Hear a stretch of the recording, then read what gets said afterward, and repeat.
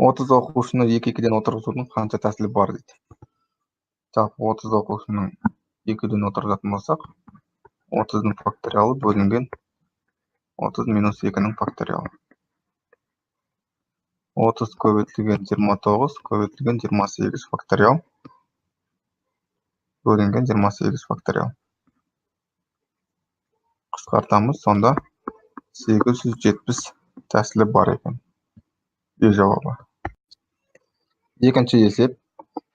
8 оқушыдан тақтаға 3 оқушыны қанша тәсілмен шығаруға болады дейді. Жалпы 8 оқушының біз 3-ден шығарамыз. 8-дің факториалы бөлінген 8 минус 3-дің факториалына. 8 көбейтілген 7 көбейтілген 6 көбейтілген 5 факториал бөлінген 5-дің факториалы. Сонда 336 тәсілі бар екен. Үшінші есеп. 25 оқушы емтихан жазды. 5 алған оқушылар санын диаграмма бойынша табу керек. 48% 5 алған оқушылар. Жалпы 25 оқушы болатын болса, ол 100% құрайды жалпы оқушының. Ал 5 алғандар X, олар 48% құрайды. X табатын болсақ, 25-ті 48-ге көбейтіп, 100-ге бөлеміз. 48-ді 4-ге бөлетін болсақ, 12. Демек, 12 оқушы 5 алған. С жауабы. Төртінші есеп. 1-ден 100-ге дейінгі натурал сандар жазылған 100 карточка бар. Бір карточканы кездейсоқ алған кезде алдыға естелі санның шығу ықтималдығын табуымыз керек. Жалпы 1-ден 100-ге дейінгі сандардың ішінде 6-ға бөлінетін 16 сан бар. Өйткені 16-ға 6-ны көбейтсек 96 шығады. Енді бізде жалпы 100 карточка болатын болса, оның 6-ға еселісі 16. 100-ден 16. Қысқартамыз. 25-тен 4.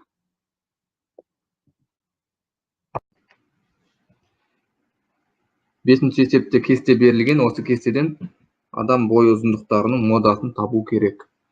Бұл жерде ең көп қайталанып тұрған санымыз 148. Яғни мода деп отқанымыз ең көп қайталанып тұрған санды айтамыз. Жауабы Д болады. Лифт бірінші қабаттан үшінші қабатқа 6 секундта көтеріледі. 9-шы қабаттан бірінші қабатқа лифтпен түсу үшін қанша уақыт керек? Бірінші қабаттан үшінші қабатқа ол 2 қабат көтерілгендіктен бір қабатқа 3 секунд уақыт жұмсайды. Ал 9-шы қабаттан бірінші қабатқа түсу үшін ол 8 қабаттан өтеді. Жауабы 8-ді 3-ке көбейтеміз. 24 секунд уақыт жұмсайды екен. Жетінші есепте гүлдердің үлесі берілген. 12-ден 5 бөлігі, 3-тен 1 бөлігі, 6-тан 1 бөлігі екен. Қалған ол бәйшешек гүл екен. Егер біз дөңгелек диаграмма ретінде сызатын болсақ, онда бәйшешек гүлі қанша градустық бұрышпен кескенделетінін табуымыз керек. Мысалы, мынау қандай да диаграмма. Енді 12-ден 5 бөлігі раушан дейді. Қалампырды мысалы барлық біз ортақ бөлімге кетіретін болсақ, бөлшектеріне жаратын болсақ, мысалы 12-ден 5 бөлігі раушан. Онда 3-тен 1 деген 12-ден 4 болады. Ал 6-тан 1 деген 12-ден 2. Осыларды қосамыз. Сонда 12-ден 11 екен. Қанша бөлігі жетіспейді? 12-ден 1 бөлігі бұл бәйшешек. Ал енді 360 градус шеңберде 360 градус болатын болса, оны 12-ден 1-ге көбейтеміз. Сол кезде 30 градус шығады екен. Демек, мысалы, примерно осылай 30 градуста осындай бөлікте бәйшешек құрайды екен диаграмманы. Д жауабы. 8-ші есепте компанияда 3 тілде сөйлейтін адам бар.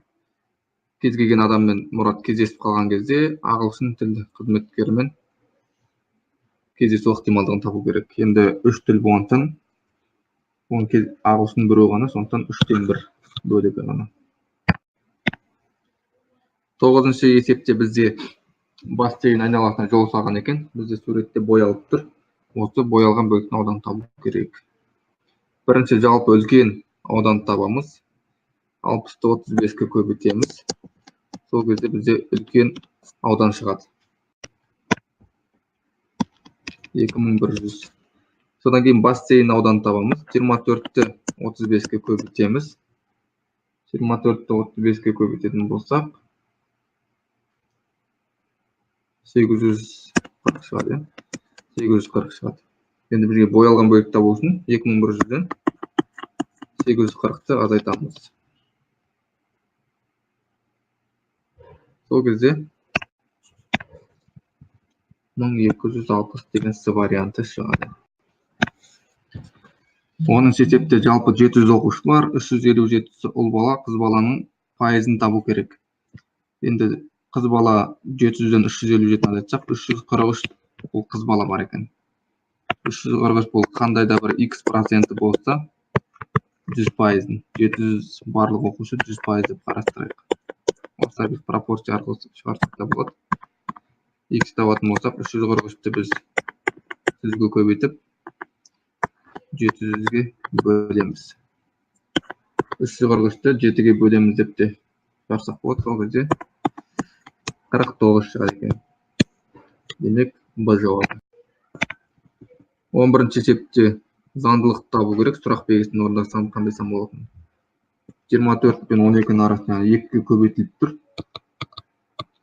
24 пен 30-ның арасы 6-ны қосып тұрмыз. Тағы да 2-ге көбейтеміз, 6-ны қосамыз. 66-ны енді 2-ге көбейтетін болсақ, 132 деген Д жауабы шығады. 12-ші есепте бізде арена берілген, оның диаметрі 13 екен. Онда радиусын 6,5-6,5 жазып жатсақ суретке. Ауданын тапқан кезде ол бізде πr квадрат. Сол кезде 3,14-ті көбейтеміз 6,5-ға. Оның квадратына 6,5 квадрат. Тең болады 132,665. Жуық шамамен 133 қылып аламыз. Себебі бізде өтірден кейінгі сан 6 10-ға жақын. 200 метрлік канализация берілген, оны іске қосу үшін 800 мм және 1200 мм болатын 190 керамикалық құбыр пайдаланады. Әрі қайсынан неше құбырдан алыну керек дейді. Яғни 800 мм-дік, 1200 мм болатын. Жалпы миллиметрді сантиметрге айналдырсақ, 800 мм-іміз ол 0,8 метр. Және де 1,2 метр деп метрге айналдырып аламыз. Енді теңдеуін құрамыз. 0,8x қосылған 1,2 y деп. X осынша x не бар деп 0,8-ден қолдансақ, y 1,2-ден құбыр қолданамыз. Саны құбырлардың. Тең болады 200 метр шығады. Ал екеуінің сандарын қосындысы жалпы 190 береді. Осылай жүйе құрып шығаратын болсақ, төменгі бөлікті 0,8-ге көбейтіп беретін болсақ, онда 0,8x қосылған 1,2 y тең 200, 0,8x қосылған 0,8 y тең болады 190 0,8 бөлсек 152 болады. Енді азайтып жібереміз. Азайтқан кезде 0,8 қысқарады. 1,2-ден 0,8 азайтқанда 0,4 y тең болады 48 екен. Y тең 48 0,14-ке бөлеміз. 120 шығады. Y 120 болса, x-тің онда 70. 70-те 120 деген Б варианты болады. 14-ші есепте 91-ден 99-ға дейінгі сандардың көбейтсеңіз қай цифрмен аяқталады дейді. Енді бізде арасында 95 деген сан бар. 95-ті қандай да бір жұп санға көбейтсек, мысалы 96-ға көбейтсек десек, онда соңғы 5 пен 6-ны көбейтінше 0-мен аяқталады. 0-мен аяқталатын санды кез келген санға көбейтсе 0-мен аяқтала береді. А варианты. 15-ші есепте екі сурет берілген, шеңбердің 20-48 диаметрлері. Онда жаңа шеңбердің диаметрін табу керек. Енді бірінші шеңбердің ұзындығы, ол диаметрді көбейтеміз пиға формуласы. Сол бойынша есептейтін болсақ, пиді 3 деп ала берсек,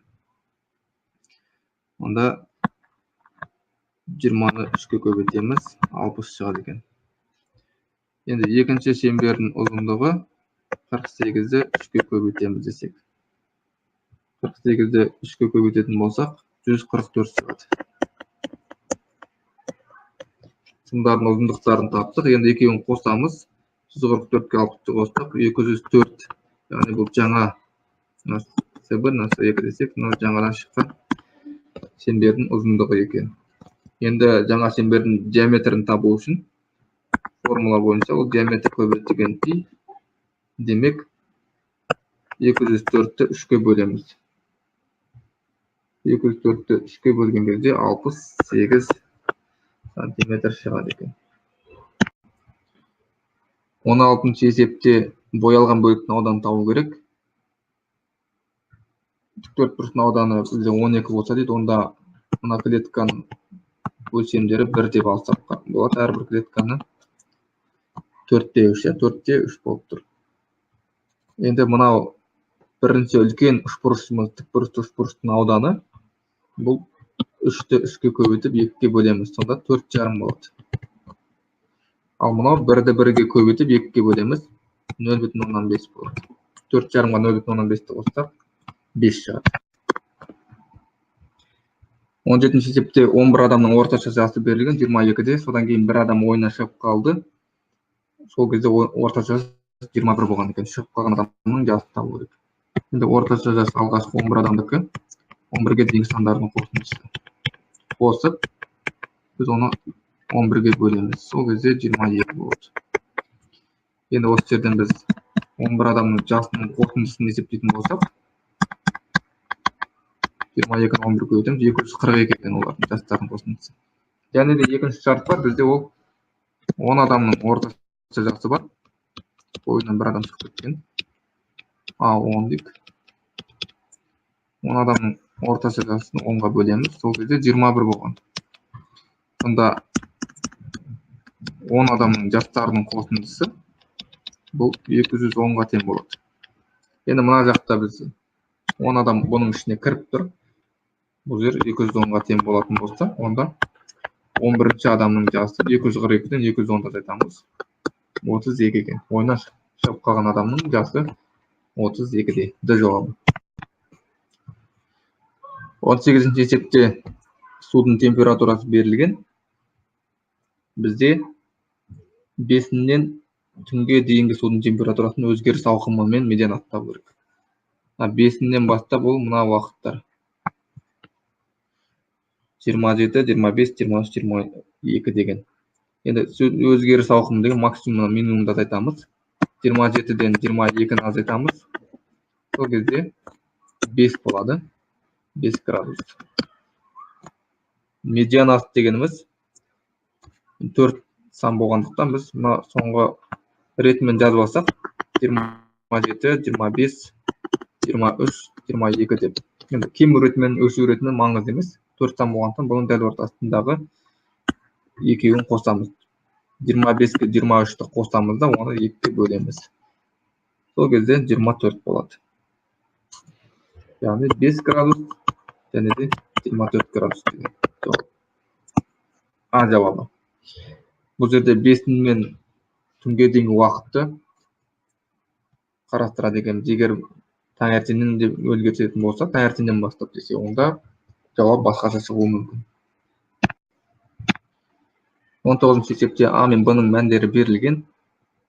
Екеуінің қосындысын табу керек. X8, Y7 болған жағдайда. Енді А деген x квадрат минус 2y бөлінген Б болатын болса, Б дегеніміз ол x квадрат минус 2y бөлінген 2 қосылған 2 бөлінген x минус y екен. Ал бізде есепте А мен Б-ны табу керек.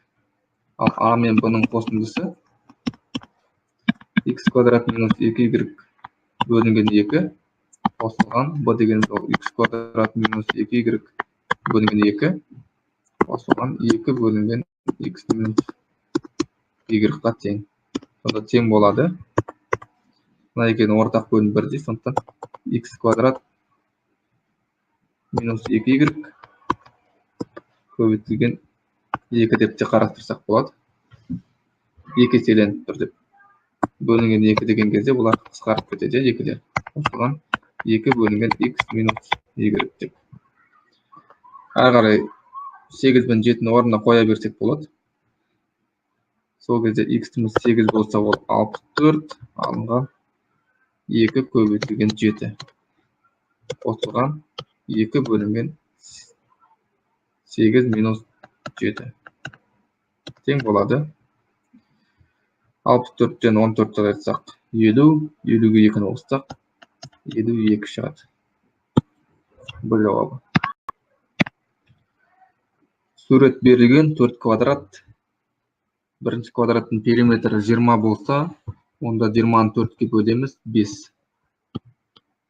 Яғни қабырғасы 5-те 5 деген сөз. Екінші квадраттың периметрі 12 дейді. 4-ке бөлеміз, оның қабырғасы 3 деп алсақ болады. Төртінші квадраттың аудан табу керек. Мына үшінші квадраттың қабырғасы бұл 8-де 8 болады. Сол кезде төртінші квадраттың қабырғасы 11-де 11. Аудан табатын болсақ 121-ге тең.